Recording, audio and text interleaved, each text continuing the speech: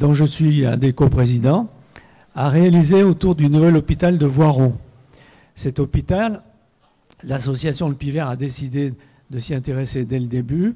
On a participé à l'étude d'impact et on a proposé que l'espace vert soit un atout supplémentaire pour la thérapeutique de l'hôpital. C'est-à-dire que la biodiversité nous fait du bien et on a souhaité faire un espace vert très riche en biodiversité, aussi riche que ce qu'il avait avant la construction de l'hôpital. Et on est bien parti pour y arriver. Et donc on a fait toute une série d'aménagements que je vais détailler demain matin avec un diaporama. Et donc si vous voulez savoir dans quel environnement vous risquez de venir soit comme patient, soit comme visiteur, soit comme grand public, parce que cet espace vert est ouvert au public en permanence, eh bien venez demain matin à 10 h, je compte sur vous. Voilà. Voilà. Alors, pour cette grande soirée du festival, on s'est très rapidement posé la question. Les gens du festival ont dit, mais il nous faut du lourd. Alors, on s'est dit, mais rappelez-vous les conférences qu'on a faites avec Marie-Monique Robin. On a fait une conférence sur les pesticides. Vous savez que le sujet des pesticides est extrêmement prenant ici. On a l'association Noix Nature Santé qui a un stand qui s'agite beaucoup parce que les noyers, malheureusement, répandent pas mal de pesticides, mais il n'y a pas que. Et donc, on avait fait un grand succès avec Marie-Monique pour cette soirée sur le film sur Monsanto, etc. Alors, je vous demande donc, c'est une grande joie d'accueillir Marie-Monique Robin avec plein d'applaudissements. Standing ovation, comme on dit.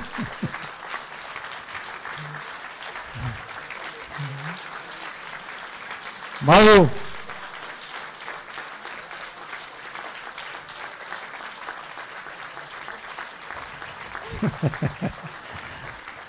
On a grand besoin de journalistes indépendants. Elle a dit tout à l'heure dans sa conférence, indépendant, c'est un terme, elle va nous le redire. Ça veut dire qu'il n'est pas payé par les gens pour qui il travaille. Voilà. Bon, donc, enfin, il n'a pas de... Non, il faut que tu prennes l'autre micro. Voilà. Alors, on va appuyer sur le petit... Non, c'est le petit truc. Voilà, voilà. Tourne un petit peu. Prenez les filières. Les filières ? Voilà. Oui. Bon. Si, on est payé par les gens pour qui on travaille quand même. Mais je disais des scientifiques indépendants, je disais que la définition, c'était donc un scientifique dont la rémunération ne dépend pas du résultat de ses recherches. Voilà. D'accord ? Alors les journalistes, bon, il y a les vrais et les faux aussi. Hein. Alors, Marie-Monique Robin, vous m'entendez ? Non. Non. Alors, on va y arriver. Moi, ça marche. Tu veux le mien ?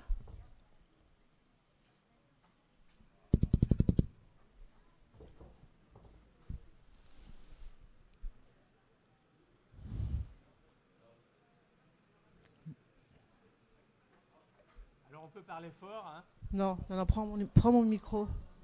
Non. Prends le mien. Non, vas-y, c'est toi qui vas parler. Oui, mais après, tu le repasses. Voilà, c'est bon.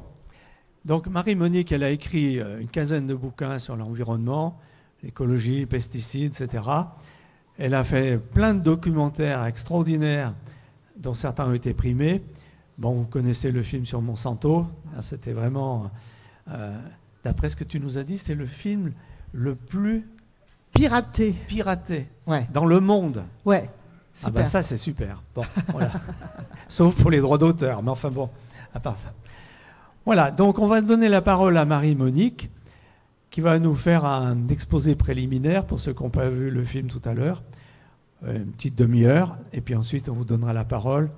Et on est vraiment très heureux de faire ce nouveau festival, le 26e, avec toi, Monique. Voilà. Merci. Alors d'abord, je voudrais savoir qui a vu le film. Ah, pas mal quand même. Hein. On va faire plutôt l'inverse. Qui ne l'a pas vu, parce que du coup, voilà, bon. Qui a lu le livre? Bon, Alors il y aura une dédicace à la sortie, hein, pour ceux qui veulent le lire, pas de problème. Donc je vais faire un petit exposé pour tenir compte de ça, parce que ceux qui ont vu le film ont déjà quand même des connaissances, n'est-ce pas? Enfin j'espère en tout cas. Et ceux qui ont lu le livre aussi. Donc, pour résumer ce que dit ce film et ce livre. Alors, comme je l'ai dit en introduction tout à l'heure, moi je suis tombée par hasard, entre guillemets, hein, parce que moi depuis des années que je travaille sur ces questions, j'ai des veilles, je reçois des alarmes, on m'envoie des articles de partout dans le monde. Et donc, en l'occurrence, je suis tombée sur un article du New York Times en janvier 2020 qui disait donc, nous les humains, nous avons créé cette pandémie, créé dans le sens, nous sommes à l'origine de cette pandémie. Et j'ai commencé à travailler, ça m'a pris 2 ans, voilà. Et j'ai notamment interviewé une centaine de scientifiques, dont j'ai gardé 62 dans le livre et une quinzaine dans le film. Alors, qu'est-ce qu'ils disent? Bon, ils disent que depuis une cinquantaine d'années, le nombre de zoonoses, les zoonoses, vous savez, ce sont donc des maladies qui sont transmises par les animaux aux humains, a explosé. D'accord? On parle de maladies infectieuses émergentes parce qu'elles n'existaient pas avant, ou alors elles avaient disparu et elles réapparaissent. D'accord? Ou elles étendent leur aire de distribution. Alors, d'abord, quand vous travaillez sur cette question, vous vous rendez compte que finalement, nous, les humains, l'espèce humaine est l'espèce la plus parasitée de toutes les espèces vivantes. En termes de virus, parfois qu'on a en nous, mais qui n'agissent pas d'ailleurs, hein, qui dorment, de parasites ou de bactéries. Et c'est normal parce qu'en fait, pour résumer ce que disent les scientifiques, nous avons, nous les humains, traversé 3 grandes transitions épidémiologiques. Ce que montre mon enquête, c'est que nous sommes dans la 4e et c'est à ça que je vais vous emmener dans ce que je vais vous expliquer aujourd'hui. La première transition épidémiologique, c'était donc quand nous sommes sortis d'Afrique, les proto-humains, on va dire, hein, pour conquérir l'Asie, l'Europe, etc. Nous sommes sortis avec un fardeau sanitaire composé de virus, par exemple, que nous partagions avec nos ancêtres communs, les primates. D'accord ? Et au fur et à mesure où nous avons conquis la planète, nous avons été confrontés à de nouveaux micro-organismes, évidemment, et on a donc une nouvelle charge sanitaire, fardeau sanitaire de virus, de bactéries, etc. Ça, c'est la première transition épidémiologique. La deuxième, elle se passe au moment du néolithique, quand nous commençons à pratiquer l'agriculture et l'élevage. J'avais jamais réalisé à quel point le fait de domestiquer des animaux a fait qu'il y a eu un échange des deux côtés, d'agents pathogènes, n'est-ce pas, qui a fait d'ailleurs des morts des deux côtés, jusqu'à ce qu'il y ait une certaine immunité qui se développe et qu'on arrive, vous voyez, à une stabilité. Mais en fait, il y a eu un énorme échange à ce moment-là. Alors je rappelle que la plupart des animaux domestiqués l'ont été en Asie, hein, la grande majorité, et très peu en Europe, un seul animal dans la péninsule ibérique, et très peu en Afrique et en Amérique latine. La grande majorité, c'est en Asie, et notamment, c'est aussi d'Asie que viennent les rongeurs. Hein. Donc, deuxième transition épidémiologique, le néolithique, la naissance de l'agriculture, de l'élevage, et aussi des sociétés, on va dire, agricoles, mais qui font que les hommes se regroupent, se sédentarisent, etc. Troisième transition épidémiologique, c'est au moment des grandes, on va dire de la première mondialisation en fait. Les grands échanges commerciaux, les routes de la soie, qui vont faire par exemple que les rongeurs dont je viens de parler, les rats, qui sont donc originaires d'Asie, vont monter dans les bateaux et ensuite vont coloniser la planète, et avec notamment le bacille de la peste. On a tous à l'esprit ces grandes épidémies de peste qui ont décimé les populations européennes, etc. Mais c'est aussi l'époque des conquêtes européennes, de la colonisation. Les conquistadors espagnols, quand ils sont arrivés en Amérique, ils ont fait une hécatombe parce qu'ils ont apporté avec eux plein de maladies, la diphtérie, la grippe, y compris le paludisme. Tout ça est arrivé chez les peuples amérindiens et les a décimés parce qu'ils n'avaient aucune protection contre ces maladies.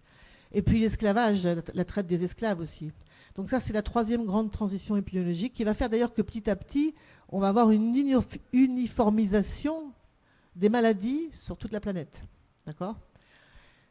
Alors voilà, aujourd'hui, nous en sommes arrivés à la 4e. Mais avant de vous la décrire, je voudrais qu'on comprenne que les maladies infectieuses, donc elles sont provoquées par des micro-organismes, des agents pathogènes, qui sont en général portés par des animaux, des réservoirs, On appelle ça des réservoirs. Les réservoirs, comme vous avez vu dans le film, pour ceux qui l'ont vu, ce sont des porteurs sains qui abritent ces virus, par exemple, sans avoir aucun signe clinique. Les principaux réservoirs, c'est d'abord les rongeurs, ensuite les primates et ensuite les chauves-souris. Bon, il y en a d'autres, certains oiseaux, par exemple.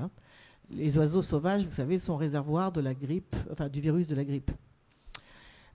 Donc voilà.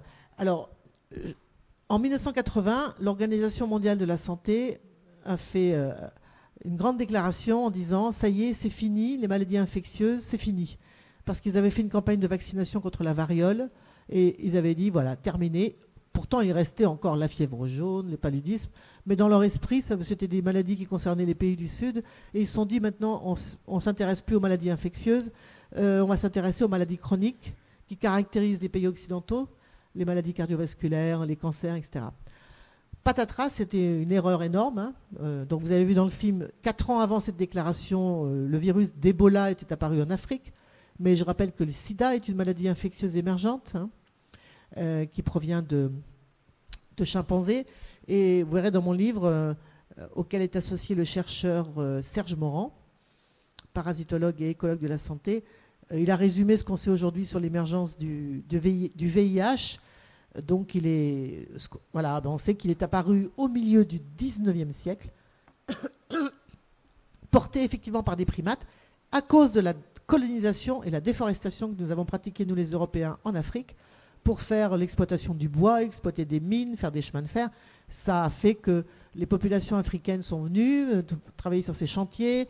Elles consomment parfois et toujours, comme on l'a vu dans le film, du singe. Elles ont pu être contaminées par ce nouveau virus et qui a mis plus d'un siècle avant d'atteindre une forme de transmissibilité énorme qui a fait que c'est devenu... on l'a identifié officiellement en 2000, alors 1980, pardon, 1981 aux États-Unis, parce que vous vous rappelez, il y avait eu 5 malades qui avaient des maladies, enfin, qui étaient des homosexuels à l'époque, on parlait de maladies d'homosexuels, et qui présentaient une pathologie et des signes cliniques tout à fait nouveaux, et c'était le VIH. Voilà.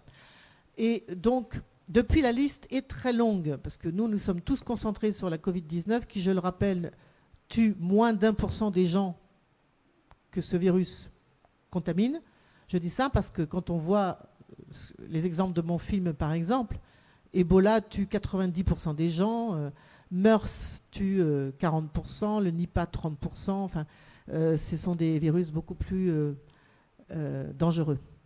Voilà, mais la liste est très longue, le Zika, le chikungunya, le premier SRAS en 2002, etc. Et donc, ces scientifiques que moi j'ai interviewés, ils ont conclu, après des années et des années d'études sur les 5 continents, que l'origine de l'émergence de ces nouvelles maladies infectieuses, c'était la destruction de la biodiversité. Pourquoi? Parce qu'en fait, ce sont dans les zones tropicales, et notamment dans les forêts primaires, où il y a une grande biodiversité animale en termes de faune, enfin ce qu'il en reste, sauvage, d'arbres, comme on voit dans le film par exemple en Amazonie, n'est-ce pas? Eh bien, il y a aussi beaucoup de micro-organismes potentiellement dangereux pour les humains parce qu'ils font partie de la biodiversité. Donc il y a potentiellement beaucoup d'agents pathogènes dans ces zones tropicales qui pourraient être dangereux pour les humains. Sauf que ces agents pathogènes, ils sont là depuis la nuit des temps, ils n'ont jamais embêté personne, et le jour où ils embêtent quelqu'un, c'est parce que nous, les humains, nous sommes entrés dans ces espaces très biodivers, soit pour faire des routes, soit pour exploiter des mines, soit pour faire des monocultures de soja transgénique, sujet que je connais bien, qui vont ensuite nourrir les élevages intensifs européens, n'est-ce pas? Soit pour faire des palmiers à huile, enfin, toutes ces raisons qui font que, exploiter le bois aussi, on va détruire les forêts tropicales. Alors, quand on dit ça, on se dit, bon, ben voilà, alors si les forêts tropicales sont potentiellement dangereuses pour les humains, ben rasons toutes les forêts et puis on sera débarrassé. Il y en a qui disent ça. Hein. Il y en a qui disent aussi qu'il faudrait exterminer tous les rongeurs, toutes les chauves-souris et tous les primates, tous les principaux réservoirs d'agents pathogènes, j'ai bien un verre d'eau si c'est possible, pour se débarrasser du risque. Sauf que ce que les scientifiques ont montré, c'est que c'est tout le contraire en fait. Hein. Et c'est ça qui est assez étonnant dans cette enquête, parce que c'est contre-intuitif. Si je vous dis qu'il y a beaucoup d'agents pathogènes potentiellement dangereux pour les humains dans les forêts tropicales, on se dit qu'il faut les raser, d'accord? Parce que comme ça, on sera débarrassé du risque. Eh bien, ce n'est pas du tout ça qui se passe. En fait, ce que montrent des centaines d'études totalement méconnues, c'est que quand nous intervenons dans les forêts tropicales, nous rompons l'équilibre qui existe dans ces forêts, qui maintient à bas bruit toute cette biodiversité, qui fait que l'exemple des moustiques, par exemple, dans le film est très, très éclairant. Quand je suis partie en Amazonie, en Guyane, avec Juliette Binoche, elle était très inquiète parce qu'on lui avait dit qu'il y avait 650 espèces de moustiques. Et elle s'est dit, oh mon Dieu, alors elle s'habillait comme une cosmonaute et tout, elle pensait qu'elle allait être bouffée par les moustiques. Bon, moi, je n'étais pas trop inquiète parce que je connais l'Amazonie. Et en fait, elle s'est rendue compte que non. En fait, sur les 650 espèces de moustiques, il y en a 2 qui sont dangereuses pour les humains. Les anophèles et les moustiques tigres, qui peuvent donner le paludisme, la fièvre jaune, la dengue, le chikungunya. Et ces 2 espèces sont les seules qui sont habilitées à piquer les humains, parce que les espèces de moustiques qui sont dans les forêts tropicales, les hommes n'y étant pas, ben, ils ne cherchent pas les humains. En revanche, quand vous faites, par exemple, comme j'ai vu en Guyane, de l'orpaillage, vous abattez des arbres, vous créez des petites réserves d'eau et vous allez perturber cet équilibre. Et d'ailleurs, comme la conséquence, ça sera que ces 2 espèces de moustiques qui sont dangereuses pour les humains, elles vont devenir dominantes. Et c'est le fait que certaines espèces deviennent dominantes qui est un problème. Plus il y a de diversité, moins il y a d'espèces dominantes. Vous me suivez? Alors, ça a été démontré très bien. Alors, je vais le rappeler pour ceux qui ont vu le film, je suis obligé de le refaire pour ceux qui ne l'ont pas vu. C'est ce qu'on appelle en fait l'effet dilution. L'effet dilution est un mécanisme écologique que je trouve moi extrêmement capital, dont il faut s'emparer pour convaincre ceux qui ont besoin d'arguments pour comprendre qu'il faut protéger la biodiversité, n'est-ce pas? Alors les 2 chercheurs qui ont travaillé sur cette question, ce sont 2 Américains, un couple d'Américains que j'ai donc interviewé, qui travaillent dans l'État de New York. Merci. Ils travaillent depuis 30 ans sur la maladie de Lyme. Bon, alors certains disent Lyme. Hein. Vous savez, cette maladie qui est transmise par une bactérie, la Borrelia burgdorferi, qui est transmise par des tiques. Et les tiques, en fait, quand naissent les tiques, elles ne sont pas infectées. Pour s'infecter, il faut qu'elles se nourrissent, elles fassent un repas sanguin sur le réservoir de la bactérie. D'accord ? Et en fait, aux États-Unis, le réservoir de la bactérie, c'est un petit rongeur qu'on appelle la souris à pattes blanches. Bon, en Europe, c'est plutôt les campagnols et les mulots, hein, mais c'est le même principe. Et donc, la souris à pattes blanches aux États-Unis, elle est réservoir de la bactérie, ça veut dire qu'elle n'a pas de signe clinique, mais que si une tique se nourrit sur elle, elle va s'infecter, d'accord? Et ensuite, elle peut infecter les humains, ok?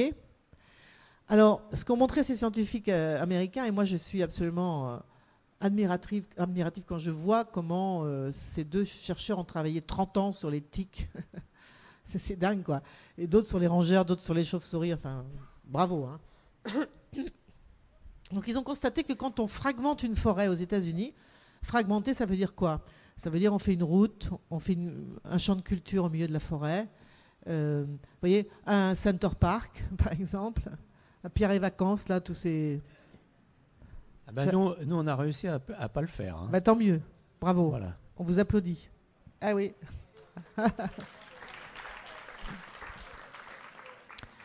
Et dans l'État de New York, quand je suis allée là-bas pour filmer, c'était dans le nord de l'État de New York, quand vous prenez la highway, vous dites il y a de la forêt partout, super, vous regardez à droite, à gauche, mais en fait quand vous prenez un drone, vous survolez et c'est des morceaux de forêt en fait. Hein. C'est des patchs, comme on dit en anglais, de forêt. Alors ce qu'ont montré ces 2 chercheurs américains, c'est que premièrement, quand vous fragmentez une forêt, les prédateurs partent parce qu'ils n'ont pas assez d'espace pour vivre. Alors les prédateurs, ça peut être les renards, des lynx, voilà.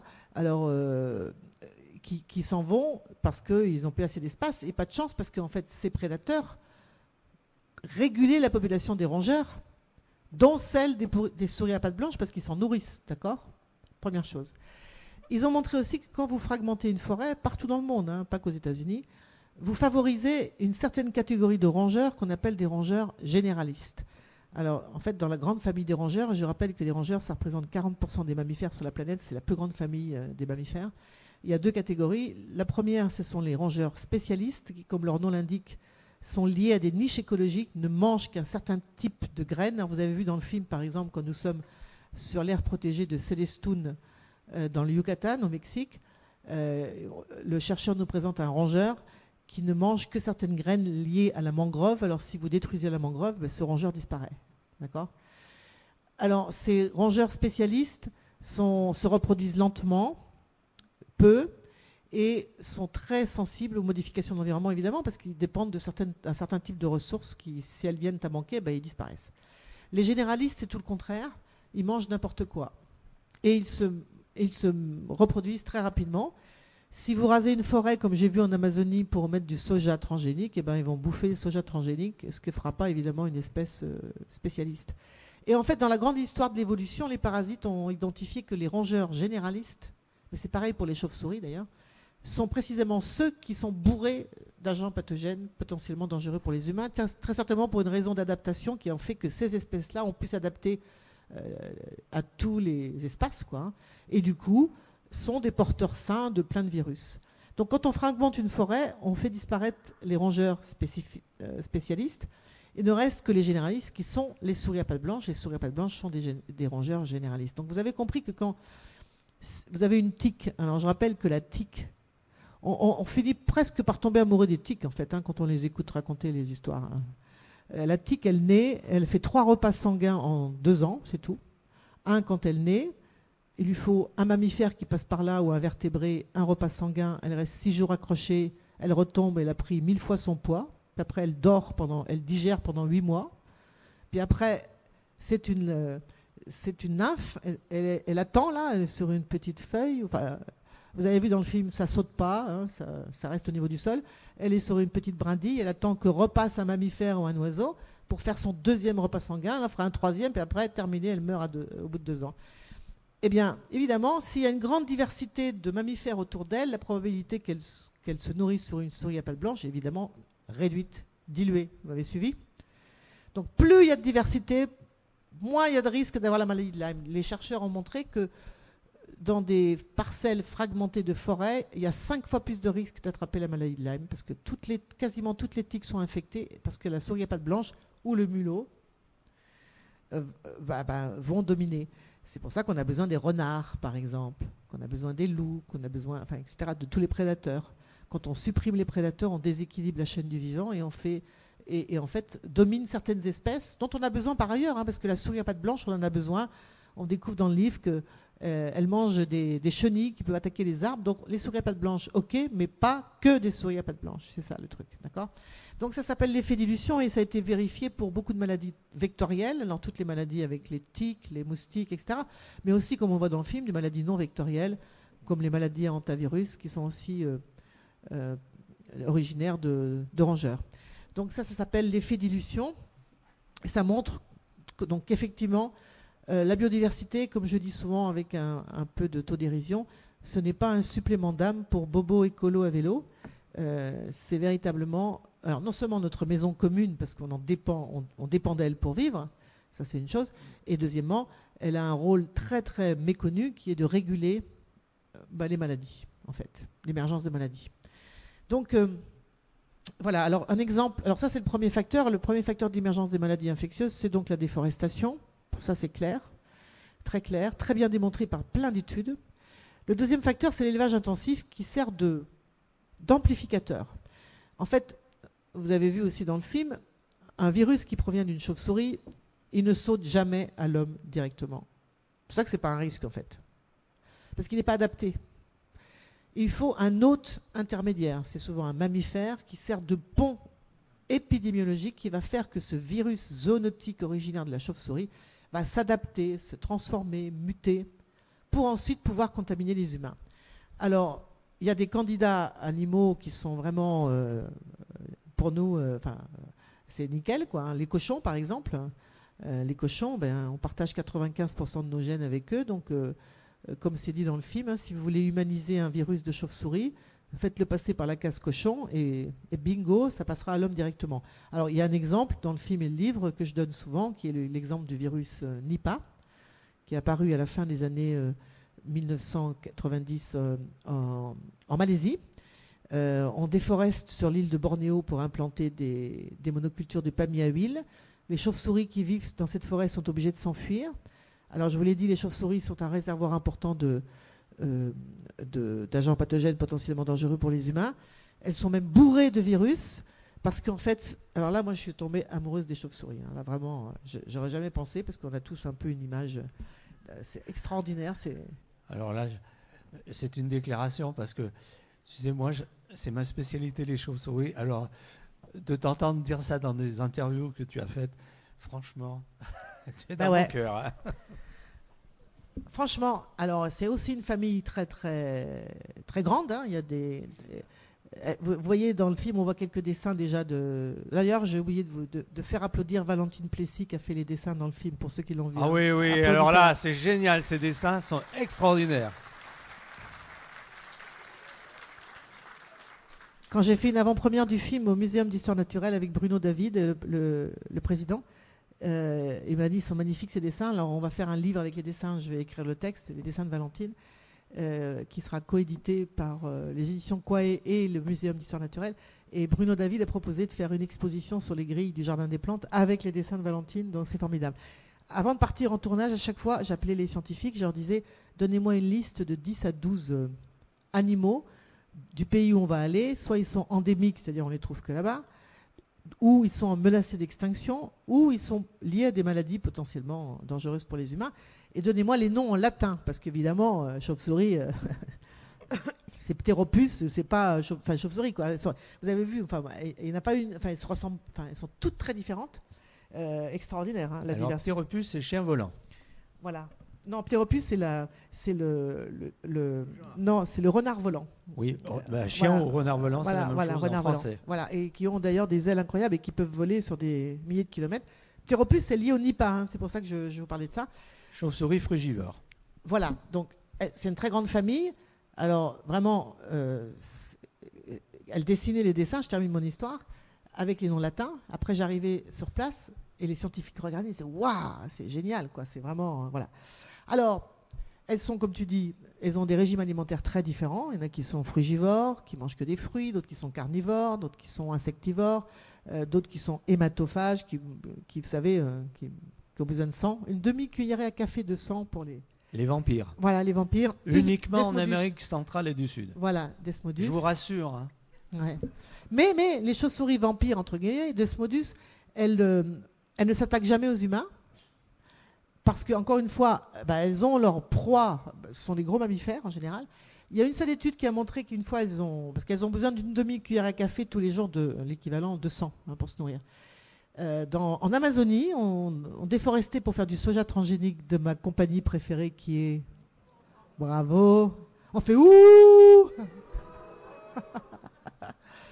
Et les chauves-souris, on casse la forêt, leurs animaux habituels ne sont plus là, elles sont attaquées aux humains. C'est tout, parce qu'en fait, on les met dans des... Voilà. Donc, ces chauves-souris sont extraordinaires. Ce sont les seuls mammifères volants.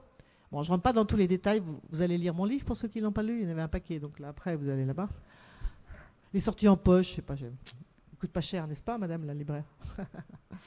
Et donc, pour pouvoir voler, ça coûte, d'un point de vue énergétique, un mammifère qui vole, c'est un énorme effort.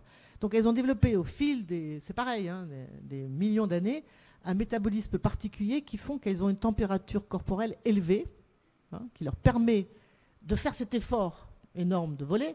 Et du coup, vous savez, quand vous avez la fièvre, c'est une protection contre les virus. Et du coup, elles peuvent être bourrées de virus sans tomber malade. Voilà, je vous ai fait le résumé, mais c'est ça l'histoire. Il y a plein de petits détails, mais on ne va pas rentrer là-dedans. Donc, je reviens à mes chauves-souris dans l'île de Bornéo. Ce sont les ptéropus, donc les renards volants, qui sont frugivores, ont détruit la forêt, elles doivent s'enfuir et elles stressent. Vous avez vu dans le film, il y a des scientifiques qui ne travaillent que sur le stress des chauves-souris. Parce qu'on a constaté que quand les chauves-souris stressent, parce qu'on détruit leur habitat, vous voyez, on perturbe, en période par exemple, si elles allaitent, on perturbe, enfin, etc., eh bien, elles se mettent à excréter les virus dont elles sont porteuses. Et en faisant ça, alors soit c'est par les excréments, par les urines, par la transpiration aussi, elles peuvent contaminer des fruits qui sont dans la forêt. Et si un singe passe par là, mange le fruit, elle va être contaminée par ce nouveau virus. C'est l'histoire de Ebola, en fait. C'est ce qu'on pense qui s'est passé. Et ensuite, si les humains mangent le singe, voilà, d'accord. Elles peuvent contaminer des animaux sauvages qui sont là, ou elles peuvent contaminer des animaux domestiques. Dans mon histoire, elles se rabattent sur les côtes de Malaisie, elles cherchent des fruits parce qu'elles crèvent la dalle. Et il se trouve que sur ces côtes de Malaisie, on a implanté des monocultures de manguiers pour l'exportation, au-dessus d'élevage intensif de cochons en plein air. Alors là, bingo, hein. Les chauves-souris mangent les mangues, soit elles défèquent sur les cochons, ou les mangues moitié mangées tombent, les cochons mangent... Bref, les cochons commencent à tomber comme des mouches, on ne comprend pas ce qui se passe. Et les ouvriers agricoles des élevages intensifs de cochons, et la proximité, vous voyez, entre les cochons et les humains. Et ensuite, ironie de l'histoire, nous sommes en Malaisie. En Malaisie, on ne mange pas de cochons parce qu'on est musulmans. Donc ces cochons sont dédiés à l'exportation, prendre le bateau pour aller à Singapour. Et dans les abattoirs de Singapour, on a aussi une mortalité. Le virus Nipah, c'est pas cool du tout, hein. Ça tue 40% des gens qui sont contaminés. 40 fois plus que la Covid. Hein, d'accord ? Donc voilà, ça c'est vous avez les 3 ingrédients principaux, si j'ose dire, de l'émergence de maladies infectieuses. C'est la déforestation, les élevages intensifs qui servent de pont, et puis la globalisation, le fait que les cochons ils prennent le bateau, mais aussi tout prend le bateau, l'avion, dans tous les sens, et vous comprenez comment un virus qui vient d'une forêt asiatique peut gagner l'Europe le temps d'un long courrier. Donc ça, c'est le schéma qu'on retrouve systématiquement dans toutes les émergences qu'on a vues récemment. Et je préciserai que c'est la même chose pour la grippe.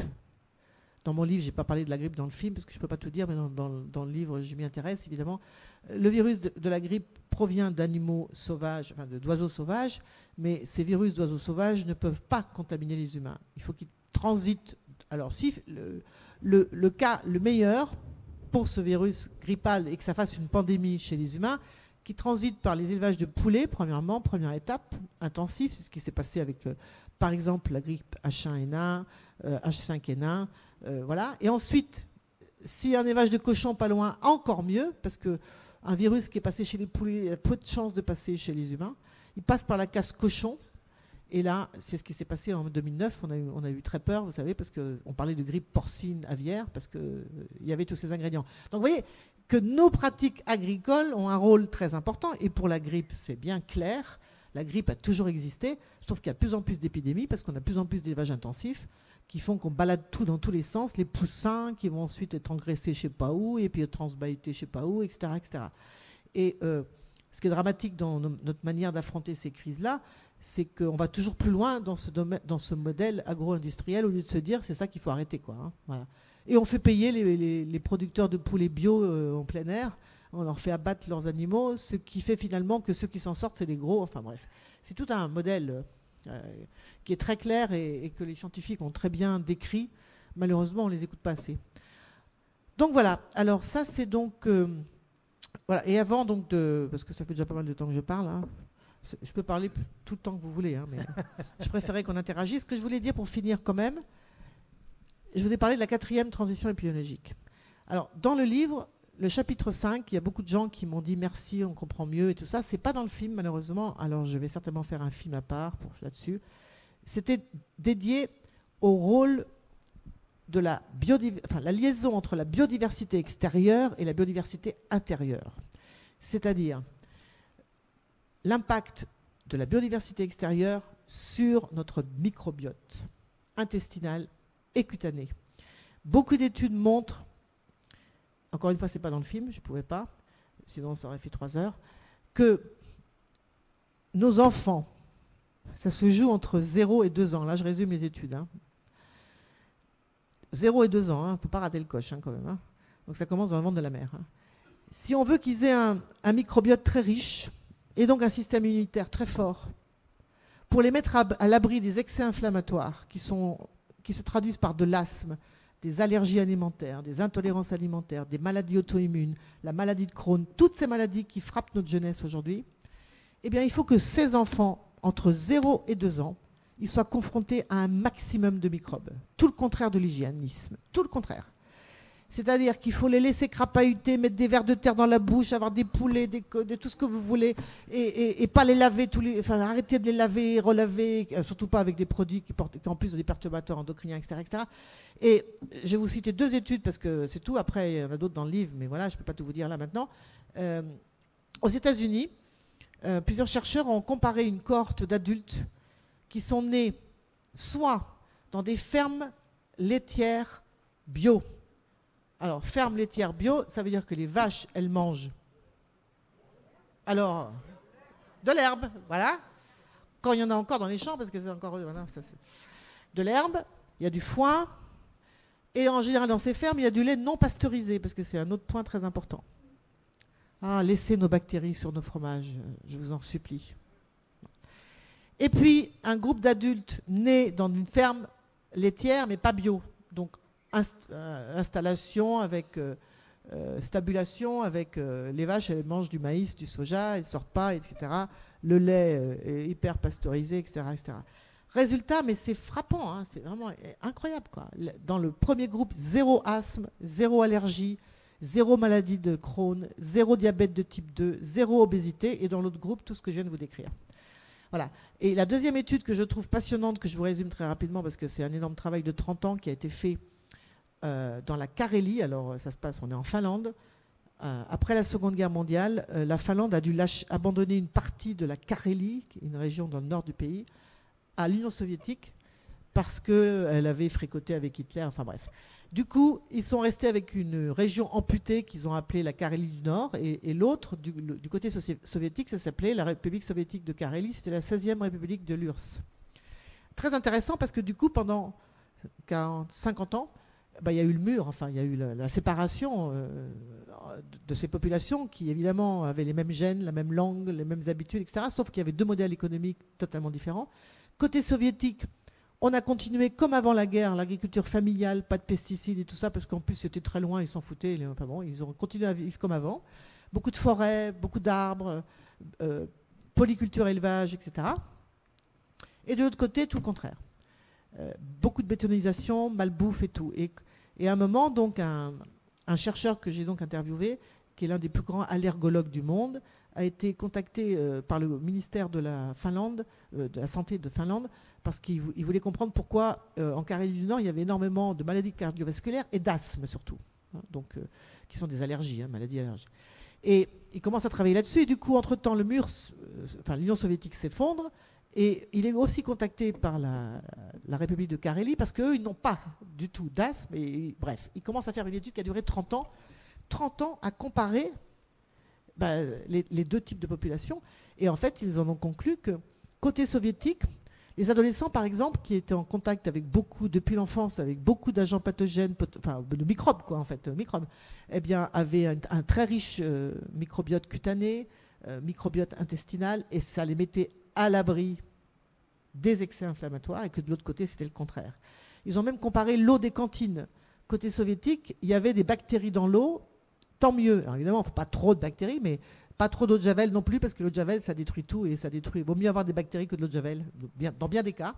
Voilà. Enfin, vous voyez, c'est très intéressant. Donc, tout ça pour dire que vous avez compris comment, en fait, quand on détruit la biodiversité dans les zones tropicales, où il y a beaucoup d'agents pathogènes potentiellement dangereux pour les humains, eh bien, ça crée de nouvelles maladies infectieuses. Mais quand on la détruit chez nous, qu'il n'y en a plus, eh bien, nous sommes plus vulnérables aux effets de ces agents pathogènes.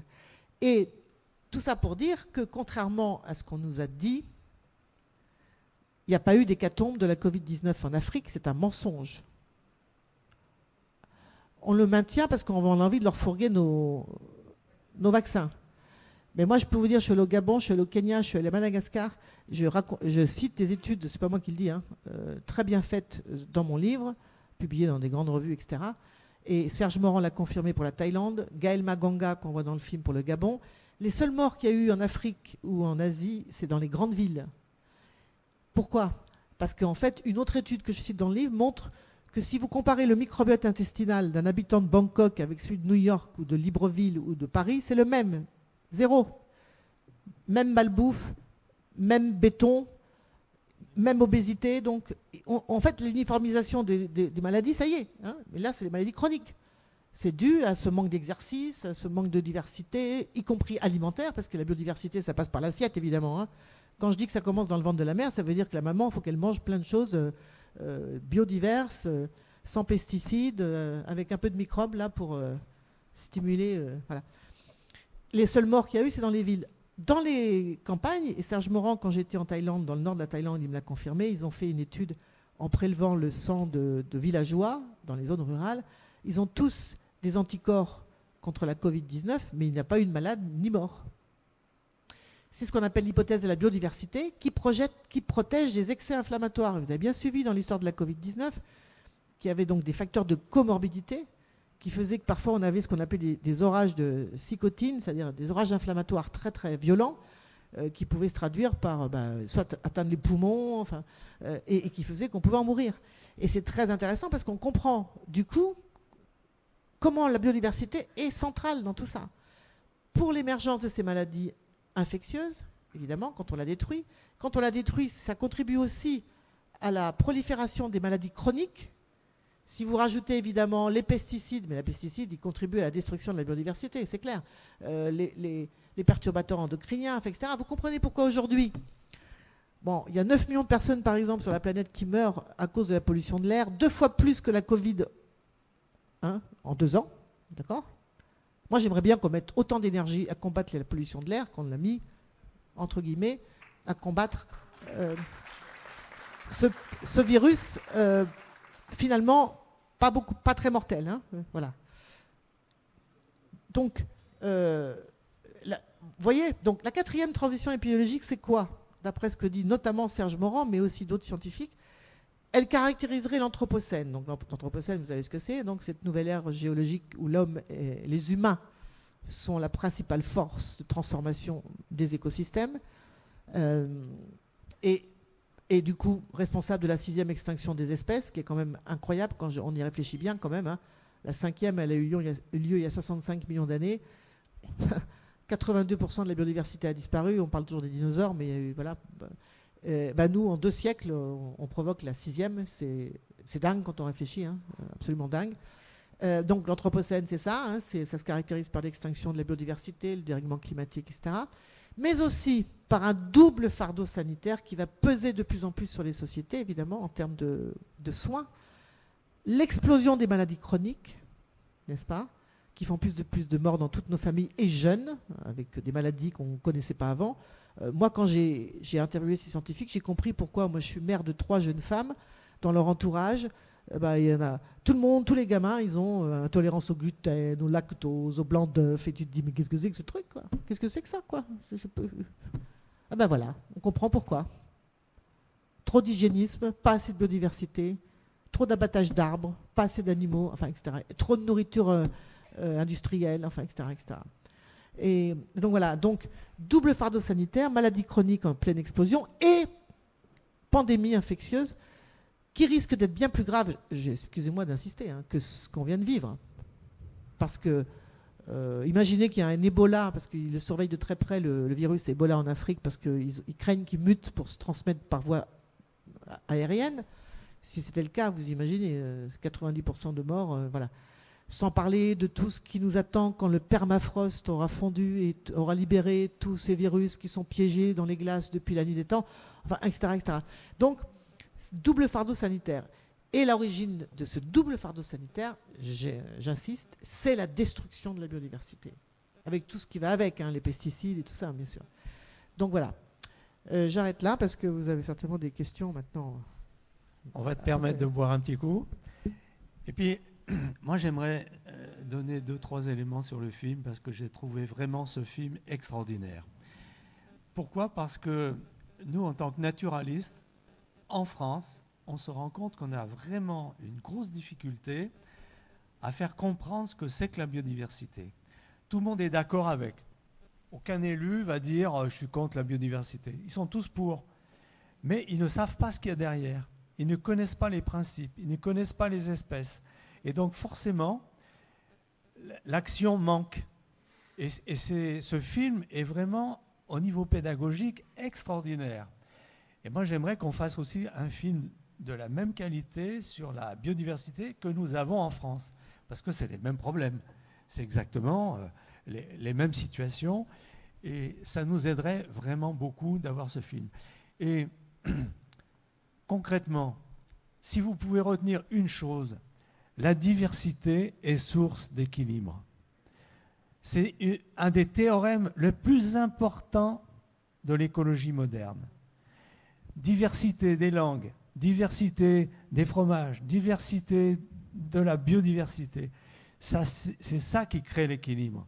Tous les systèmes uniformes, la monoculture, la mono-industrie, le tout nucléaire, c'est tous des trucs hyper dangereux. Et rappelez-vous, si vous pouvez sortir de la conférence en ayant ça dans la tête, en disant, bon, j'ai plusieurs possibilités, mais si je peux avoir de la diversité, c'est mieux, c'est plus stable, c'est sécurite. Et puis, la biodiversité, je dis toujours aux gens, elle nous permet de respirer. N'oublions pas que si on n'avait pas le plancton des océans, le plancton végétal et les arbres, on n'aurait pas de quoi respirer. La biodiversité, elle nous soigne. La plupart des molécules viennent d'extraits de plantes ou d'animaux qu'on a trouvés pour soigner. Elle nous nourrit. Et si on n'avait pas les abeilles, par exemple, eh bien, on serait bien embêté pour avoir un certain nombre de fruits et de légumes. Et puis la biodiversité, elle nous protège contre les aléas climatiques et contre les risques naturels. Par exemple, prenons l'exemple de l'eau. Eh bien, si on préserve la biodiversité des zones humides, quand il y a une inondation, elle stocke l'excès en eau, et quand il y a une sécheresse, elle la restitue lentement. Et puis deux choses qu'il faut aussi vraiment se mettre dans la tête, c'est la biodiversité, elle nous inspire depuis les temps préhistoriques où nous dessinions sur les grottes, les animaux qui étaient autour de nous, et elle nous émerveille tous les jours. Et dernière remarque sur le film, j'aimerais que tu nous parles de Juliette Binoche, parce que alors moi, j'ai été très touché par ses réactions par rapport à des animaux qu'elle côtoyait, dont elle ignorait l'existence. Et ce regard, comment dire, d'émerveillement, ça touche tous les naturalistes, tous les gens qui aiment la vie. Et moi, je voudrais que tu nous racontes un peu Juliette dans ce film, parce que ça, c'est vraiment génial de l'avoir utilisé.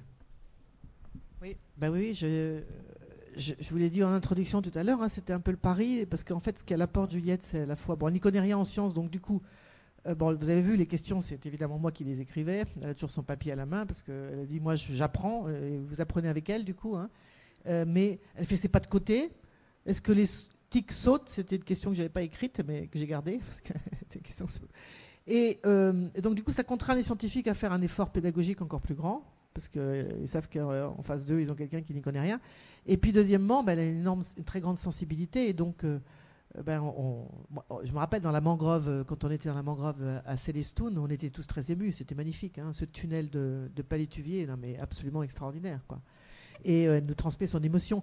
Parce qu'on ne protège bien que ce qu'on connaît et ce qu'on aime. Donc, nous, on a mis beaucoup de moyens dans ce film pour pouvoir filmer très très bien cette biodiversité. D'ailleurs, je remercie tous les partenaires du film, parce que vous avez vu, il y en a un gros paquet. Et les souscripteurs, je crois qu'il y a 2 souscripteurs dans la salle. Vous êtes où? Il y en a. Alors, un sur les... Ah, voilà, merci. Bravo. Merci.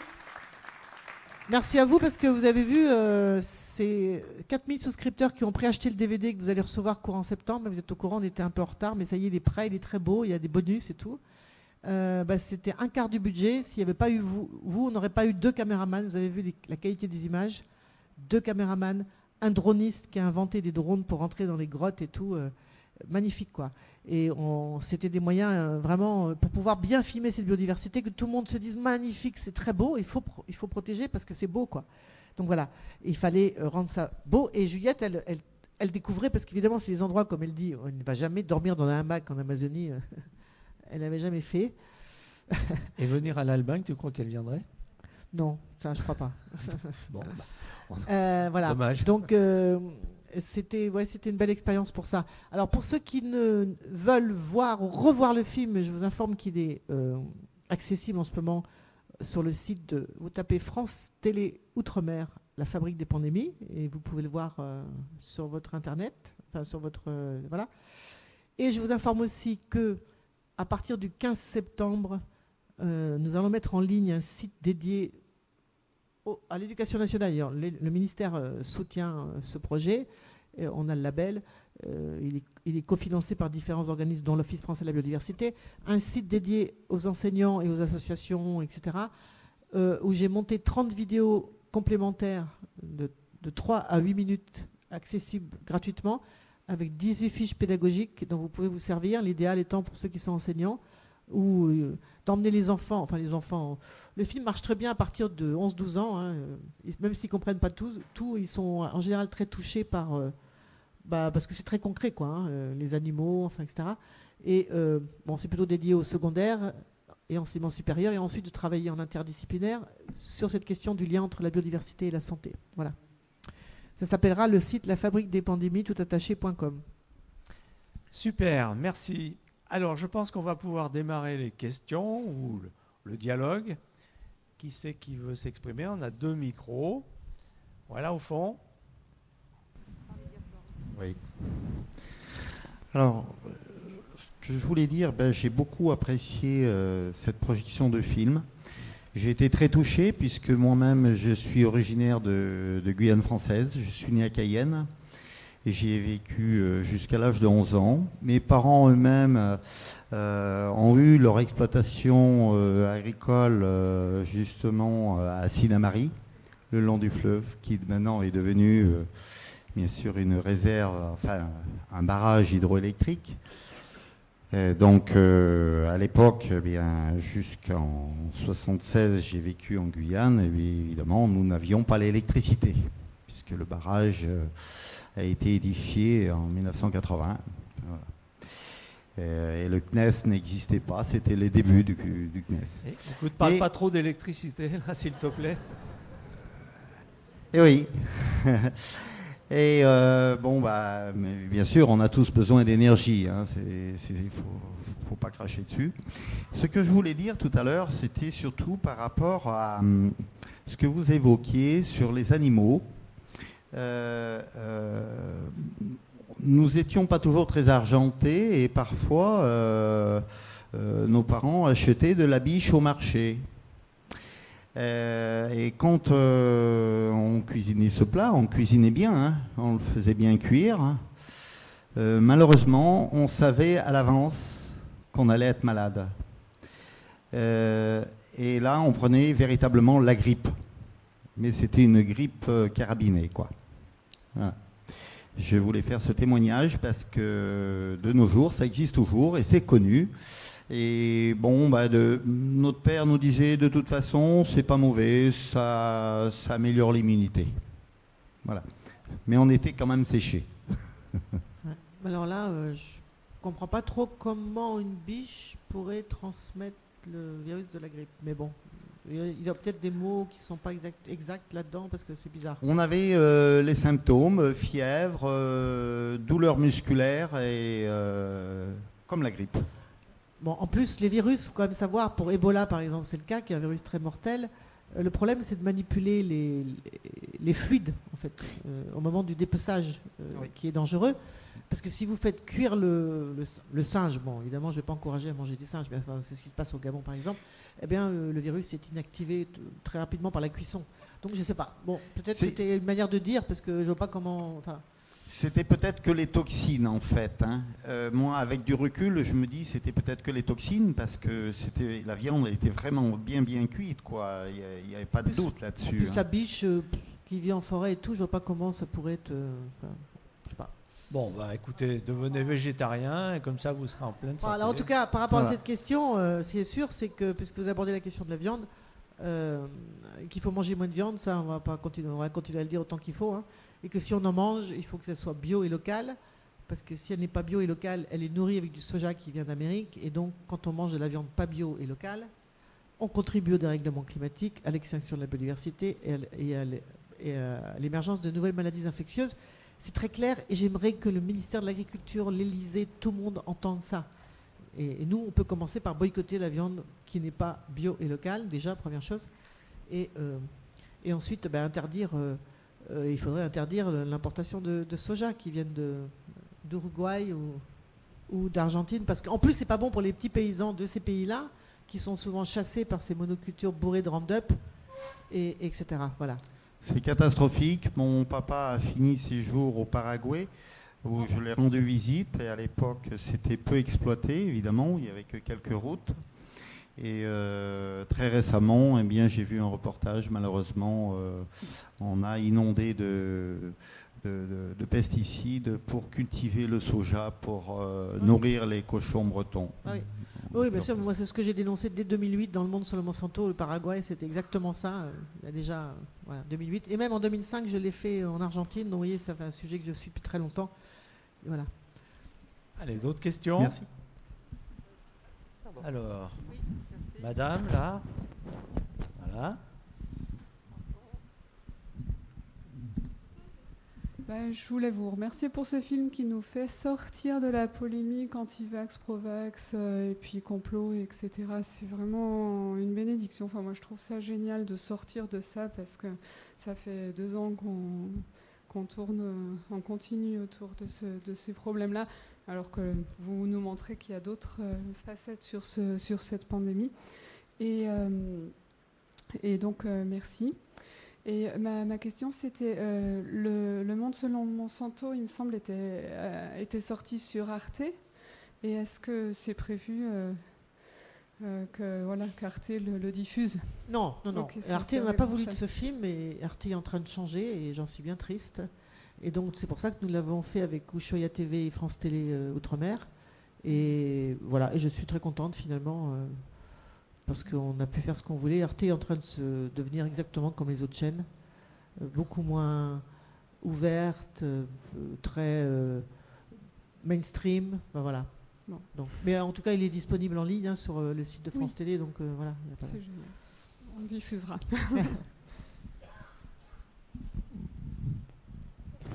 Autres interventions? Oui, devant. Fabien.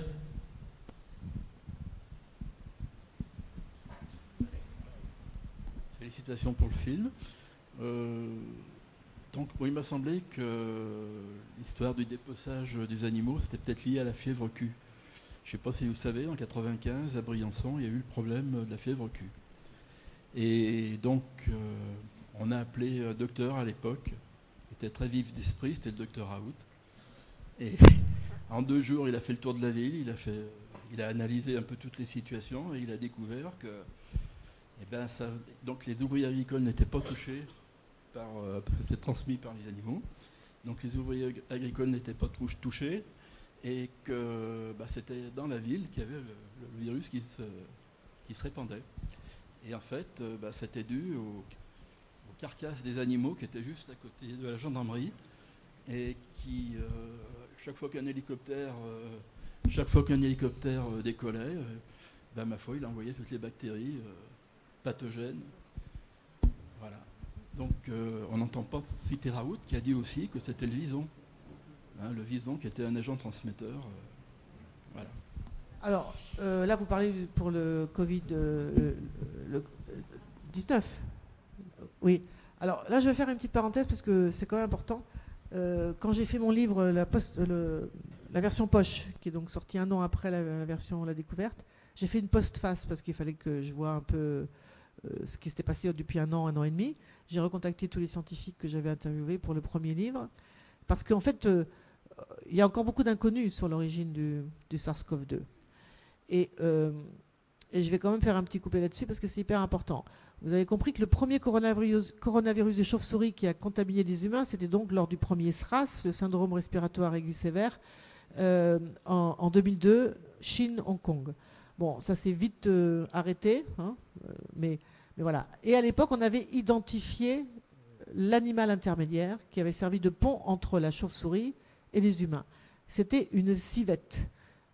La civette, c'est un petit mammifère qui vit dans les forêts asiatiques, oui, carnivore et frugivore, parce que voilà, la civette palmée masquée, et qui est chassée pour sa fourrure, aussi parce que la médecine chinoise l'utilise. Enfin bref, elle est en grand danger d'extinction.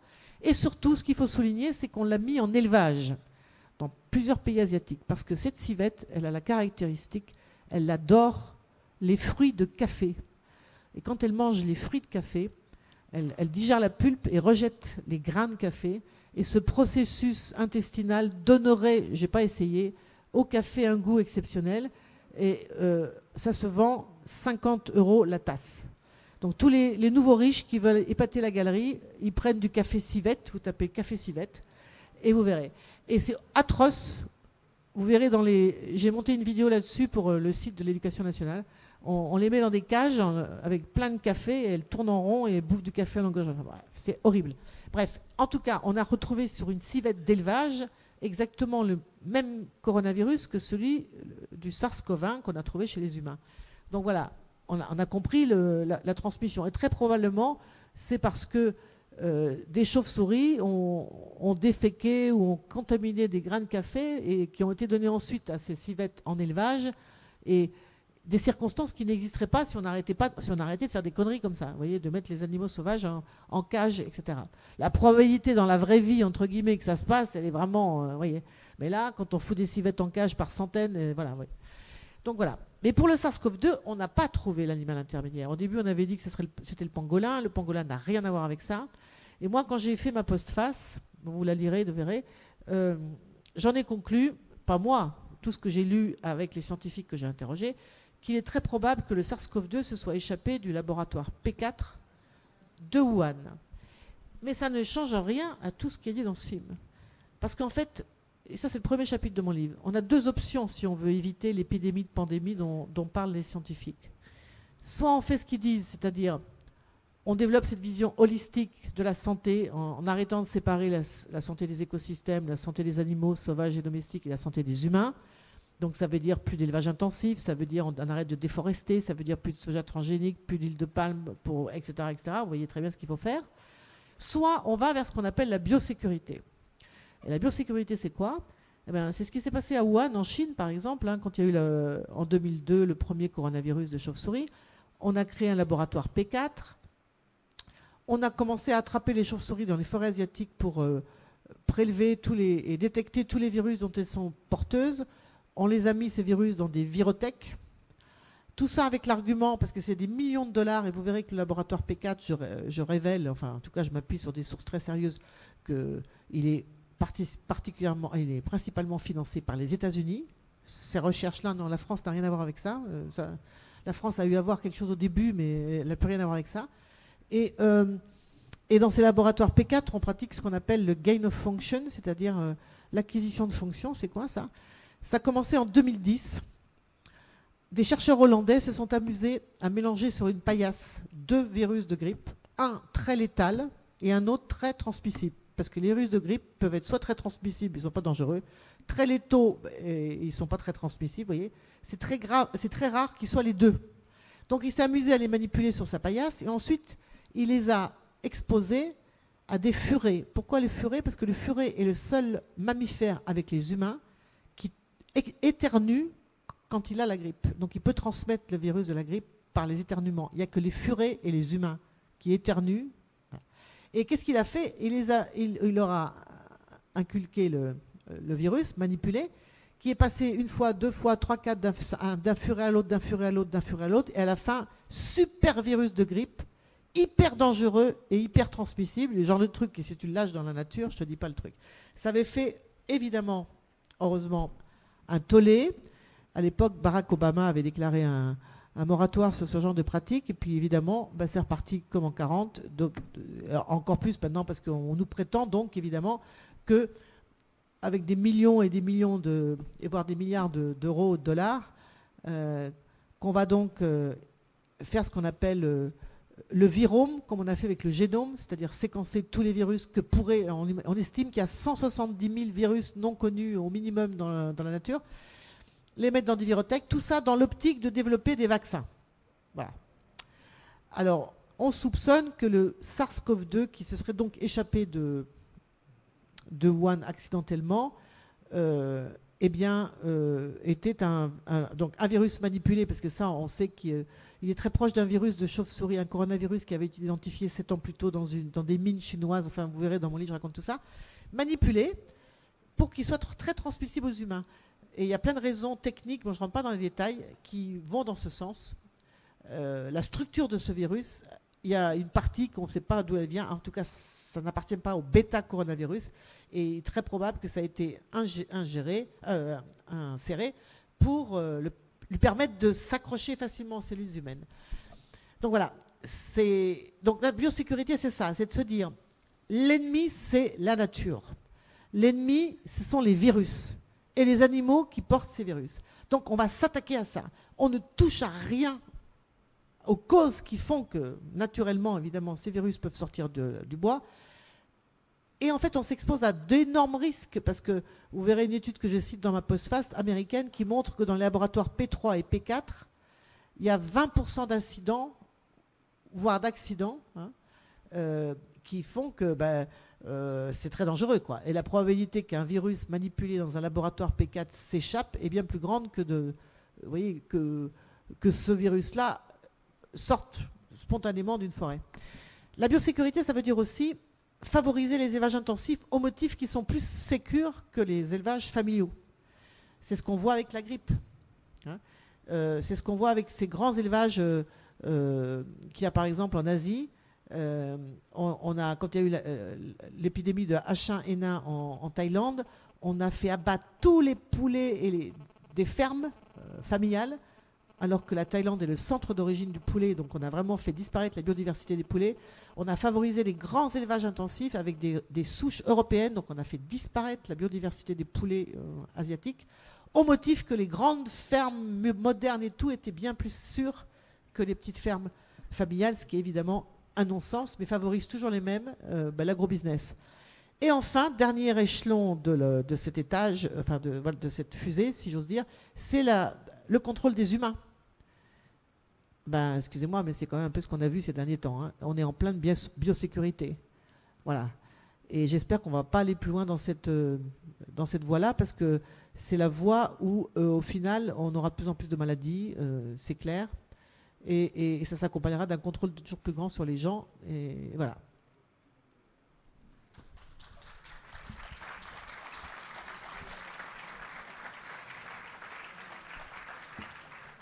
D'autres questions ou interventions? Oui, Gilles? On va donner le micro.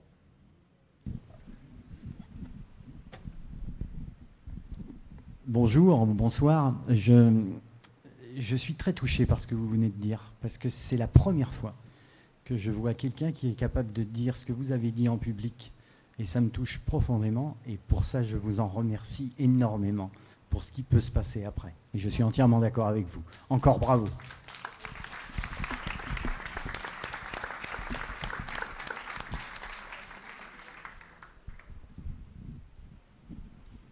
D'autres questions?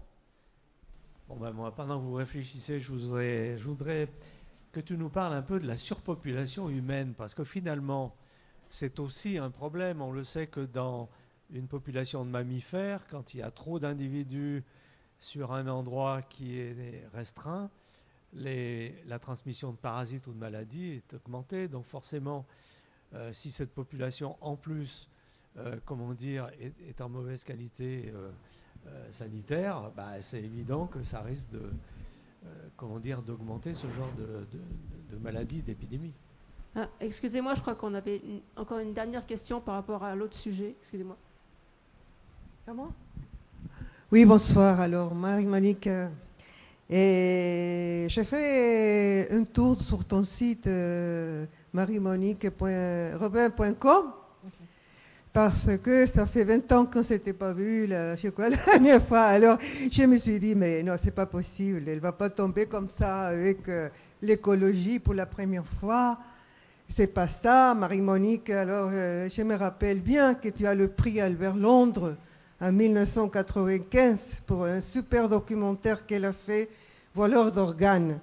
Ça veut dire les voleurs d'organes en Amérique latine pour vendre aux pays européens et aux États-Unis. Donc, si vous me permettez, je vous raconte tout ce que j'ai vu, mais bravement, rapidement, et à la fin, je vais poser une question à Marie-Monique Robin. Donc, voleurs d'organes en 1995, et puis on passe à Cadran de la mort, l'école française, 2003. Ça fait loin. Parle dans le micro. On sait que... Escadron de la mort, l'école française. Alors ça, c'est oui, le film et le livre dont je suis plus fière, en fait, pour vous dire la vérité. 2003 Escadron de la mort. 2003, ouais. Ouais. C'est un film et un livre. Hein. Donc ça avait fait beaucoup de bruit. 20 ans. Ouais.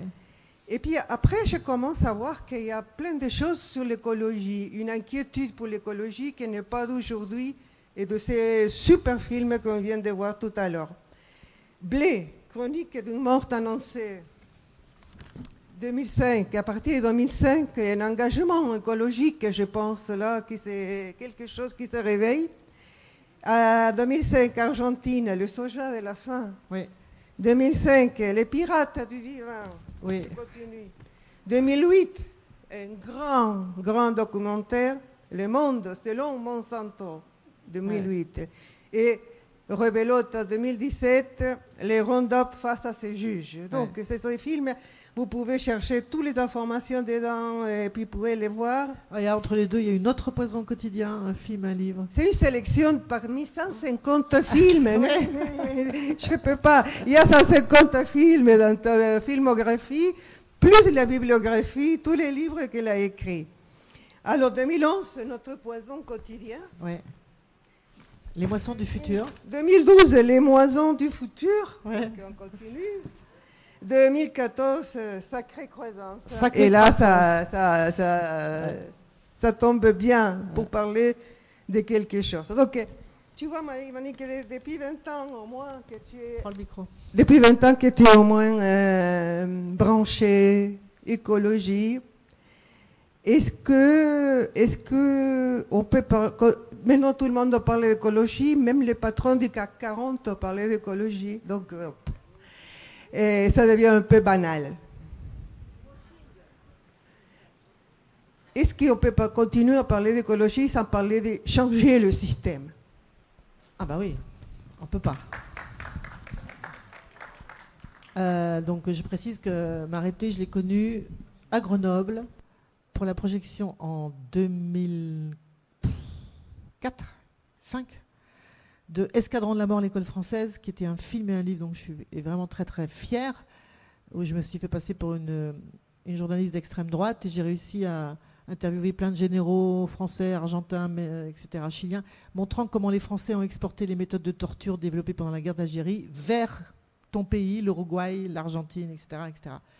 Et ça avait fait beaucoup de bruit à l'époque, n'est-ce pas? Et ça avait provoqué la réouverture de tous les procès contre les généraux argentins, j'en suis assez fière, n'est-ce pas? Sauf qu'en France, on a nié notre rôle comme d'habitude. Voilà. Bref, c'est comme ça qu'on s'est rencontrés. Alors, moi, je vois une continuité en ce qui s'est passé entre les dictatures latino-américaines que je connais très bien parce que je suis allé plus de 130 fois en Amérique latine. Alors, je te rassure, je suis en train d'essayer de mettre tous les films que j'ai faits dans ma vie libres d'accès sur mon site. Parce qu'il y en a plein qu'on ne connaît pas. Hein, parce qu'ils sont avant Internet, avant... Enfin, vous voyez, voilà. Et puis, le soja transgénique, c'est-à-dire de Monsanto, dans tout le cône sud, n'est-ce pas? C'est le même modèle économique dominant qui s'appelle le capitalisme, moi je le dis franchement. Et le capitalisme mondialisé qui nous mène vraiment dans l'impasse, c'est plus que ça, dans le gouffre. Moi j'ai fait un film et un livre qui s'appelle Sacrée Croissance, qui montre qu'on ne peut plus continuer à faire de la croissance économique le moteur de l'économie, évidemment, parce que les ressources de la planète sont limitées et que sa capacité à encaisser les déchets que nous produisons a atteint un point de saturation évident.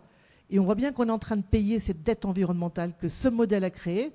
C'est très bien dit dans le film. Vous avez vu à un moment, il y a la scientifique américaine qui dit on la paye à travers le dérèglement climatique, on la paye à travers l'extinction de la biodiversité, on la paye à travers maintenant toutes ces maladies partout. Et voilà. Donc ce modèle est la source du problème. Hein. C'est ce que je décrivais dans Sacrée Croissance, bien évidemment. Ma question, moi, qui suis une citoyenne engagée, c'est de voir comment on va pouvoir convaincre les 1% des plus riches de cette planète.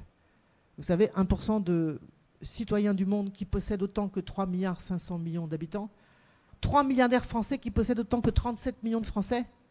Ces milliardaires-là, n'est-ce pas, qui vivent dans leur bulle, hors sol, comme les cochons des élevages intensifs, n'est-ce pas, et qui sont obsédés par le profit à court terme, comment on va faire pour les convaincre de changer de cap? Parce que si on ne les convainc pas, on va vraiment avoir beaucoup de mal, n'est-ce pas? Et ça, c'est la question. Parce qu'on n'a vraiment plus de temps. Moi, je vais vous faire un aveu. Ça fait près de 40 ans que je voyage. Je suis revenu de ce dernier tour du monde, mais vraiment, je vais vous le dire, déprimé.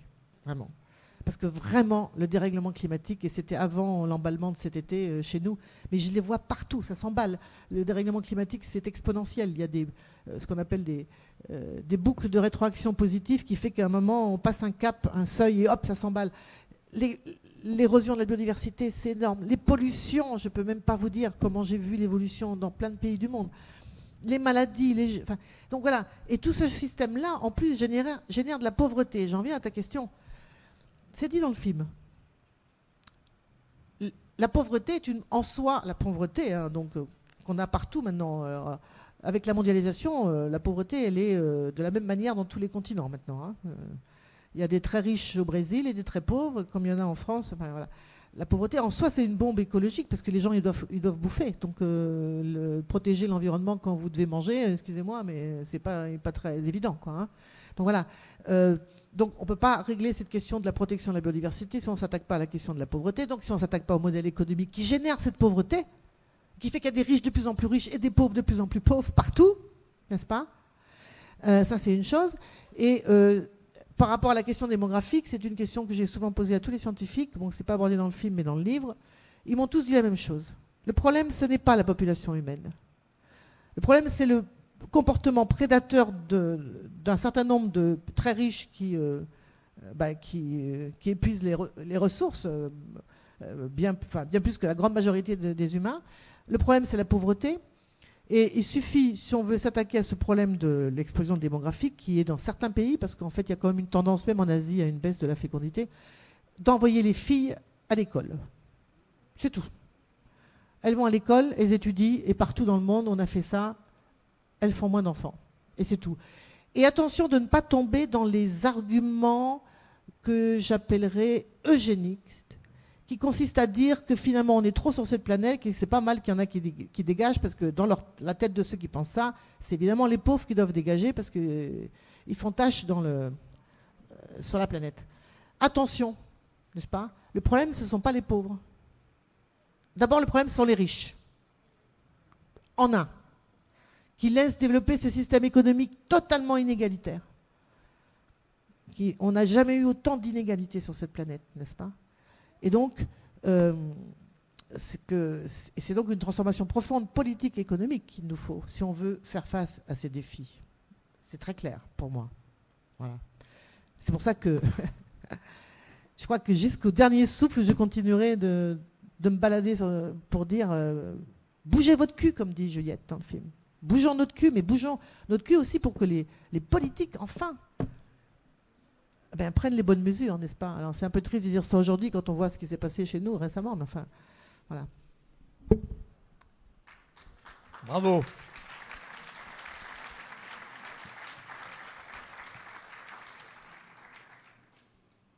Alors, est-ce que la réalité qui est en face de nous ne génère pas ce qu'on appelle l'éco-anxiété, et comment est-ce qu'on peut faire pour justement, disons, inciter les gens à se mobiliser et ne pas céder à ces dépressions et à ces problèmes psychologiques? Bon, moi, je dis toujours qu'il est trop tard pour être pessimiste, première chose. Donc voilà. En deux, je dis, gardons le pessimisme pour des jours meilleurs. Et voilà. Et donc, on n'a pas d'autre option que de se dire qu'on va y arriver. Les chances qu'on y arrive, je ne vous cache pas, se réduisent de jour en jour. Mais quand on a des enfants, des petits-enfants, au moins pour eux, il faut le faire. Il faut se battre. Voilà. Il faut se battre pour qu'on puisse changer de cap. Voilà. Alors, on a des puissances contraires très, très fortes, ça c'est clair. Alors, moi je dis souvent aussi, c'est pour ça que j'ai fait, dans ta liste, en fait, à partir de 2012, j'ai fait des films qui montrent les solutions. Les moissons du futur, Sacrée croissance, qui montre toutes les alternatives à la croissance magnifiques que j'ai vues un peu partout dans le monde. Qu'est-ce qu'on attend sur un petit village alsacien en transition qui est très inspirant. Nouvelle cordée sur l'expérimentation territoire zéro chômeur de longue durée, enfin, etc. Parce que je pense qu'il faut absolument, partout où on est, s'engager dans des initiatives locales. La première raison de le faire, c'est que c'est bon pour le moral, et on en a besoin en ce moment, parce qu'il y a plein de raisons d'être déprimé. Donc il faut se bouger et aller rejoindre ce qu'on a envie de rejoindre, parce qu'il y a plein, vous en êtes la preuve aujourd'hui, il y a plein d'initiatives qui rassemblent les gens et qui font, qui montrent qu'on peut faire autrement. Ça, c'est la première chose. Et puis ensuite, il ne faut pas laisser tomber le politique, surtout pas. Parce que la tentation, ça serait de se replier sur soi, évidemment. Hein, d'aller dans son bunker physique ou mental. Et pendant ce temps-là, les autres, ils continuent leur... vous voyez non. On a besoin des politiques. On a absolument besoin des politiques. C'est pour ça que moi, je me suis engagée dans la primaire populaire et maintenant, je fais partie du Parlement de la NUPES, et puis, etc., parce que j'espère qu'on va y arriver un jour. Voilà. Et le plus vite possible. Parce que, voilà. Alors, est-ce que ce film a été montré à des politiques, au ministre de l'écologie, qui dit qu'il n'y connaît rien? Alors, ça serait vraiment bien que tu lui organises une petite projection. Moi, je ne peux pas organiser pour eux. Hein, donc, je sais que le ministère de la Santé, dans mon agenda, je vais le présenter, je ne sais pas comment, on est quoi là, bientôt. Moi, je l'ai présenté à l'OMS, à Genève, au Parlement européen. Et puis après, si M. Macron veut un fichier, je lui envoie quand il veut. Bon, on peut lui faire savoir alors. Alors, une question devant.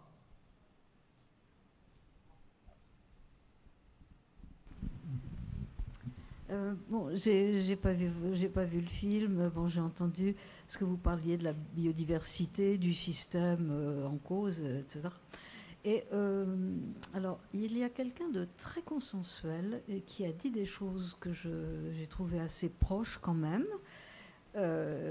C'est Didier Sicard, au moment de la pandémie, qui a dénoncé effectivement le problème des marchés, etc. Je ne sais pas si vous avez un peu écouté ce qu'il raconte. Bah, il se trouve que Didier Sicard, en fait, c'est amusant ce que vous dites, parce que il a lu mon livre, et j'ai mis ça sur mon blog. Il m'a fait une lettre incroyable. Merci. Je ne savais pas tout ça. Merci. Didier Sicard, il a présidé le comité d'éthique. Hein, c'est un professeur de médecine qui a plus de 80 ans, qui était donc président du comité d'éthique. Et du coup, je suis allée le voir. On a même fait une petite vidéo que vous pouvez trouver sur notre site ou sur la page Facebook de la Fabrique des Pandémies, où il appelle à soutenir le film en disant « J'ai lu le livre, il faut que ce film sorte ». Et quand on a fait la première avant-première à l'UNESCO, il est venu, très ému, en me disant « Merci ». Il a contribué donc à la production de ce film. Enfin voilà.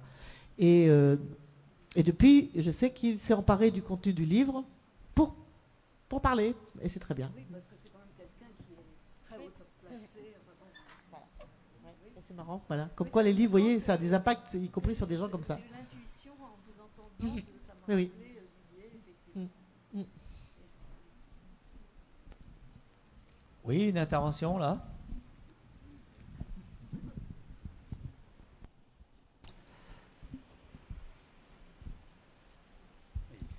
Il y a quelques semaines, j'ai entendu une interview d'Emmanuel Macron dans laquelle il a utilisé un mot qui m'a beaucoup surprise en tant qu'ardéchoise. Il a parlé de sobriété. Moi, j'ai côtoyé Pierre Rabhi quasiment jusqu'au bout. On a organisé beaucoup de conférences en Ardèche et ailleurs. La sobriété heureuse, ça me parle. Je vois à peu près ce que c'est.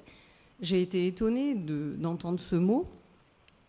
Est-ce que dans l'entourage, je ne sais pas, est-ce qu'il y a quelque chose, quelqu'un qui réfléchit, qui partage avec le président sur ces thèmes-là? Est-ce que le mot est tombé par hasard? Est-ce que vous savez ou pas? Est-ce que vous-même, vous avez eu des contacts avec Pierre Rabhi? Voilà, ah bah oui, bien sûr. J'ai même fait des projections avec Pierre, plusieurs projections à plusieurs reprises. Hein, donc oui, bien sûr.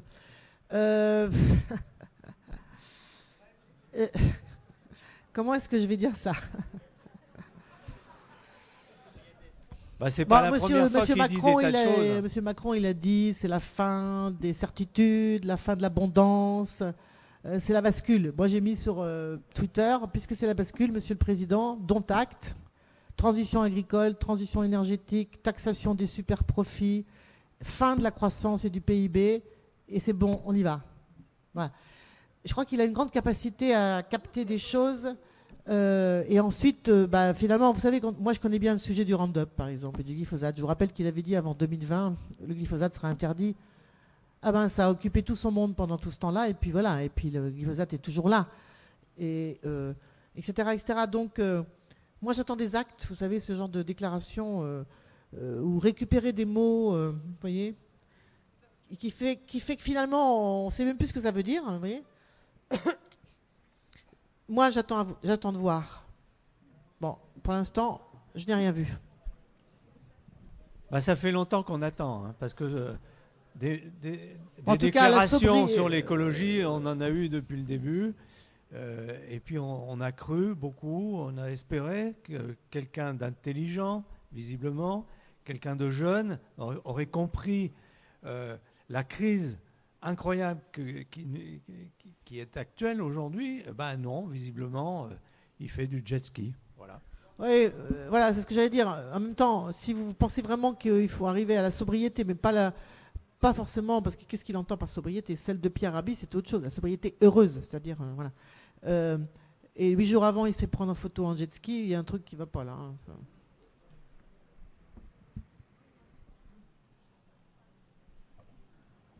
Alors, encore une intervention là. Il y a quelque chose qui serait plutôt une question et un peu bon.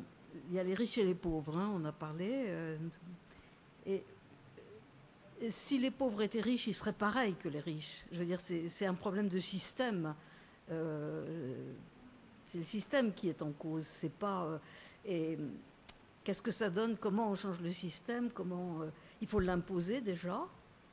Parce qu'il ne faut pas attendre de qui que ce soit, quoi que ce soit. Enfin, je sais pas. Je suis un peu interrogative sur des solutions éventuelles. Bah, vous avez raison d'être interrogative, hein.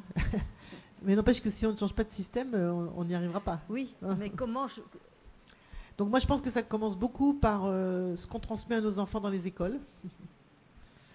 Et il faudrait revoir le système scolaire. Déjà, moi, je suis allée au Bhoutan. J'ai fait un film à la recherche du bonheur. Le Bhoutan, c'est un petit pays coincé entre l'Inde et la Chine, oui, qui a remplacé le PIB, le produit intérieur brut, par un nouvel indicateur de richesse qui est le bonheur national brut. Et ils ont donc, ce bonheur national brut est enseigné, enfin en tout cas imprègne le système scolaire. Et moi j'avais filmé comment désormais dans les écoles 50% du temps est dédié aux matières académiques, hein, les maths, l'histoire, etc. Et 50% du temps à ce qu'ils appellent les life skills, c'est-à-dire les savoirs quotidiens, quoi. C'est-à-dire on apprend à faire un jardin potager et les légumes servent à nourrir les enfants dans la cantine. On fait du recyclage, on va faire des lectures pour des personnes âgées, enfin voilà. Et on commence chaque journée, hein, vous allez sourire certainement, tous les profs et les élèves s'assoient en rond dans la cour et font ce qu'ils appellent du brossage de cerveau, comme on se brosse les dents, hein. Alors ça veut dire c'est de la méditation, 5 minutes, où tout le monde doit, prof et élèves, se dire on laisse les problèmes là, on se recentre, on va essayer de coopérer, de collaborer, enfin voilà. Et ben ça commence là, Et, voilà.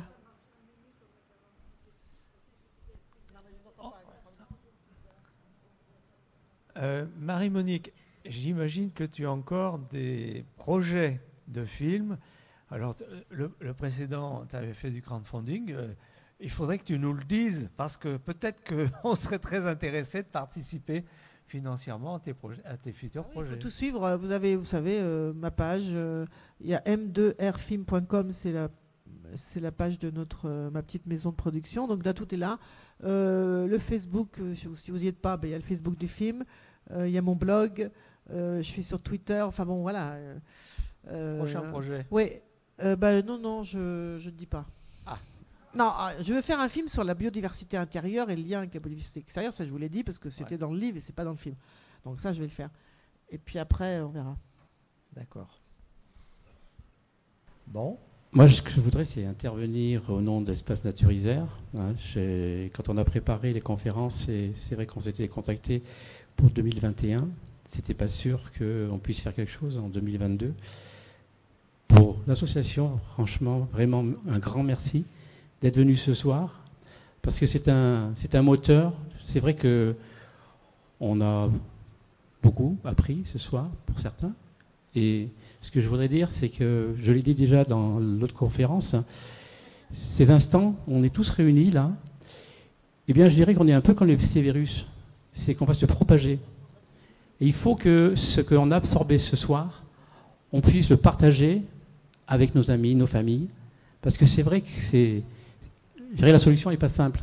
on est, c'est vrai, ancré dans un système capitaliste, c'est-à-dire que bon voilà, il n'est pas totalitaire, on a l'impression d'être en liberté, mais en fin de compte on ne l'est pas trop, et il nous laisse un petit peu de liberté, mais par contre ils sont une petite poignée, hein, ils possèdent la totalité de la richesse de la planète, et ils en font ce qu'ils veulent. Ils en font exactement ce qu'ils veulent, ils nous racontent des histoires, ils ont choisi M. Macron, il fait très bien son boulot, hein. Et c'est vrai que le changement, personnellement, je n'ai pas envie qu'il passe par la violence. Parce que malheureusement, on voit que la violence entraîne la violence et entraîne le chaos. Eh bien, il va, à mon avis, passer par ces soirées-là. C'est-à-dire que le rôle de nos conférences, c'est d'éveiller les consciences. C'est de se prendre possession de ce que l'on fait et de comprendre ce que l'on fait. Ça passe bien sûr aussi par l'éducation. Aider nos enfants à mieux comprendre ce qui se passe. Ça apprend aux gens aussi à regarder ce qu'ils mangent, non pas de l'emballage, regarder ce qu'il y a dans l'aliment. Alors voilà, c'est grâce à votre venue, Marie-Monique Robin, que ce soir, une fois de plus, on a fait un petit pas. Bon, le chemin est long, mais encore merci.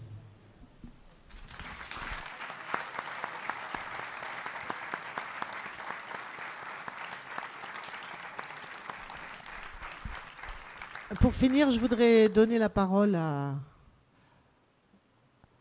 Sénèque. Oui, à Sénèque. Ce n'est pas parce que les choses sont difficiles qu'on n'ose pas, mais parce qu'on n'ose pas qu'elles sont difficiles. Et puis, à Victor Hugo, rien n'est plus puissant au monde qu'une idée dont l'heure est venue. N'oubliez jamais ça. Dans l'histoire de l'humanité, eh bien, il y a plein d'exemples qui montrent comment, à un moment, une idée qui était minoritaire est devenue majoritaire. Et elle est devenue majoritaire parce que les citoyens et citoyennes ont bougé leur cul, comme c'est dit dans le film. Voilà. Alors évidemment, moi je cite aussi souvent Gramsci, qui dans les années 30 a dit le vieux monde est en train de s'effondrer, le nouveau monde tarde à poindre, et dans l'entre-deux surgissent les monstres. Eh bien, on en est là, exactement. Les monstres, c'est les Bolsonaro, les Trump et j'en citerai... Bon, bref. La question, c'est comment on bascule. Ça peut basculer des deux côtés, hein, très clairement. Hein. Comment on fait pour basculer du bon côté? Et ça pose la question quand même des moyens de lutte qu'on a pour arriver à ce qu'on bascule du bon côté sans violence. Parce que la violence, elle est permanente quand même. Hein. Pour beaucoup de gens sur cette planète, la violence, elle est permanente. Et donc, moi, j'ai décidé de soutenir partout, et du coup, je suis vachement sur les routes, toutes les ZAD, toutes les zones d'occupation de sites où on va bétonner. Je suis marraine à Gonesse, j'étais marraine à Notre-Dame-des-Landes, je suis marraine à un tas de trucs, où on abat des armes, etc. Parce que je pense que quand on est dans des situations comme celle dans laquelle nous sommes, qui est quand même une situation absolument exceptionnelle, j'arrête pas de dire, c'est pas de chance, c'est sur nous que ça tombe, quoi. C'est-à-dire que c'est nous qui devons faire ce changement de cap.